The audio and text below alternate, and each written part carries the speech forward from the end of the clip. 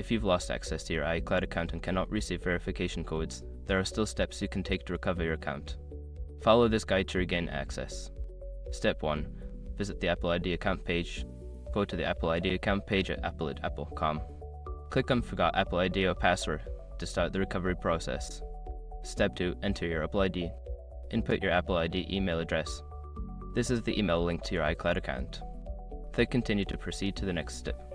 Step 3. Choose Recovery Options.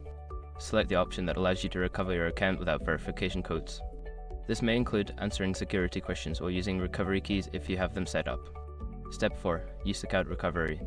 If you cannot access any recovery options, you may need to initiate account recovery. Follow the on-screen instructions to start this process, which may take several days to complete. Step 5. Check your email. Once your account recovery request is processed, Apple will send an email with instructions on how to regain access to your account. Follow the instructions carefully to reset your password and regain access. By following these steps, you should be able to recover your iCloud account even without verification codes.